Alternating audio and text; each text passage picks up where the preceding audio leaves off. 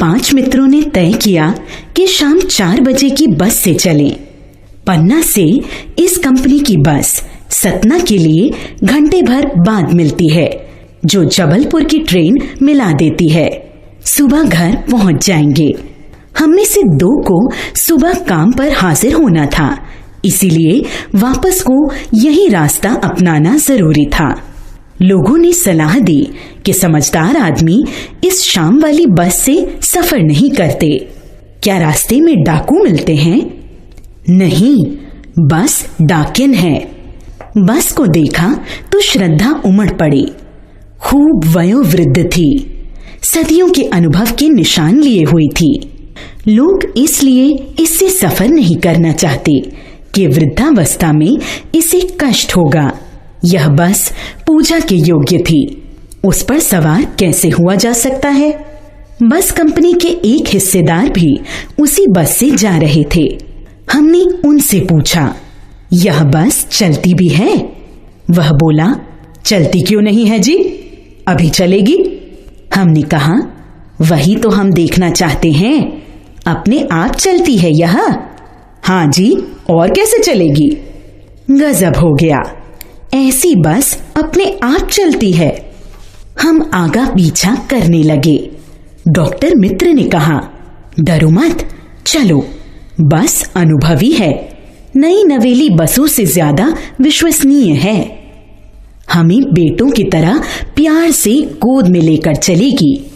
हम बैठ गए। जो छोड़ने आए थे वे इस तरह देख रहे थे जैसे अंतिम विदा दे रहे हैं। उनकी आंखें कह रही थीं, आना जाना तो लगा ही रहता है, आया है सो जाएगा।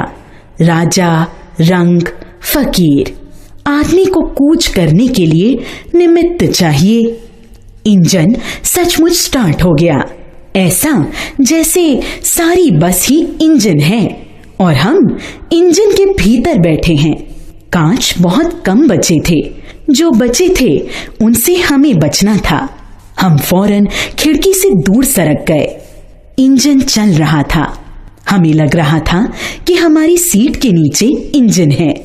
बस सचमुच चल पड़ी और हमें लगा कि यह गांधी जी के असहयोग और सविनय अवज्ञा आंदोलनों के वक्त अवश्य जवान रही होगी। उसे ट्रेनिंग मिल चुकी थी, हर हिस्सा दूसरे से असहयोग कर रहा था। पूरी बस सविनय अवज्ञा आंदोलन के दौर से गुजर रही थी। सीट का बॉडी से असहयोग चल रहा था। कभी लगता सीट बॉडी को छोड़कर आगे निकल गई है, कभी लगता सीट को छोड़कर बॉडी आगे भागी जा रही है। 8-10 मील चलने पर सारे भेदभाव मिट गए। यह समझ में नहीं आता था कि सीट पर हम बैठे हैं या सीट हम पर बैठी है। एकाएक बस रुक गई। मालूम हुआ कि पेट्रोल की टंकी में छेद हो गया है। ड्राइवर ने बाल्टी में पेट्रोल निकालकर उसे बगल में रखा और नली डालकर इंजन में भेजने लगा। अब मैं उम्मीद कर रहा था कि थोड़ी देर बाद बस कंपनी के हिस्सेदार इंजन को निकालकर गोद में रख लेंगे और उसे नली से पेट्रोल पिलाएंगे, जैसे माँ बच्चे के मुंह में दूध की शीशी लगाती है। बस की रफ्तार अब 15-20 मील हो गई थी। मुझे उसके किसी हिस्से पर भरोसा नहीं था। ब्रेक फेल हो सकता है, स्टीयरिंग टूट सकता है। प्रकृति के दृश्य बहुत लुभावने थे। दोनों तरफ हरे भरे पेड़ थे जिन पर पक्षी बैठे थे। मैं हर पेड़ को अपना दुश्मन समझ रहा था।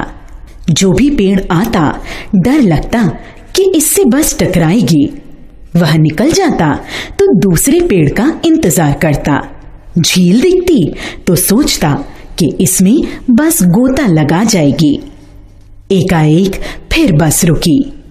ड्राइवर ने तरह तरह की तरकीबें की, पर वह चली नहीं। सविनय अवज्ञा आंदोलन शुरू हो गया था। कंपनी के हिस्सेदार कह रहे थे, बस तो फर्स्ट क्लास है जी, यह तो इत्तेफाक की बात है। क्षीण चांदनी में वृक्षों की छाया के नीचे वह बस बड़ी दयनीय लग रही थी। लगता जैसे कोई वृद्धा थक कर बैठ गई हो। हमें ग्लानि हो रही थी कि बेचारी पर लद कर हम चले आ रहे हैं। अगर इसका प्राणांत हो गया तो इस बियाबान में हमें इसकी अंत्येष्टि करनी पड़ेगी। हिस्सेदार साहब ने इंजन खोला और कुछ सुधारा, बस आगे चली। उसकी चाल और कम हो गई थी। धीरे धीरे वृद्धा की आंखों की ज्योति जाने लगी। चांदनी में रास्ता टटोलकर वह रेंग रही थी। आगे या पीछे से कोई गाड़ी आती दिखती तो वह एकदम किनारे खड़ी हो जाती और कहती, निकल जाओ बेटी, अपनी तो वह उम्र ही नहीं रही। एक पुलिया के ऊपर पहुंचे ही थे कि एक टायर फिस से करके बैठ गया। वह बहुत जोर से हिलकर थम गई। अगर स्पीड में होती तो उछलकर नाले में गिर जाती। मैंने उस कंपनी के हिस्सेदार की तरफ पहली बार श्रद्धा भाव से देखा। वह टायरों की हालत जानते हैं, फिर भी जान हथेली पर लेकर इसी बस से सफर कर रहे हैं। उत्सर्ग की ऐसी भावना दुर्लभ है। सोचा, इस आदमी के साहस और बलिदान की भावना का सही उपयोग नहीं हो रहा है। इसे तो किसी क्रांतिकारी आंदोलन का नेता होना चाहिए। अगर बस नाले में गिर पड़ती और हम सब मर जाते तो देवता बाहें पसारे उसका इंतजार करते। कहते, वह महान आदमी आ रहा है जिसने एक टायर के लिए प्राण दे दिए। मर गया पर टायर नहीं बदला। दूसरा घिसा टायर लगाकर बस फिर चली। अब हमने वक्त पर पन्ना पहुंचने की उम्मीद छोड़ दी थी। पन्ना कभी भी पहुंचने की उम्मीद छोड़ दी थी। लगता था जिंदगी इसी बस में गुजरनी है और इससे सीधे उस लोक को प्रयाण कर जाना है। इस पृथ्वी पर उसकी कोई मंजिल नहीं है। हमारी बेताबी तनाव खत्म हो गए। हम बड़े इत्मीनान से घर की तरह बैठ गए। चिंता जाती रही।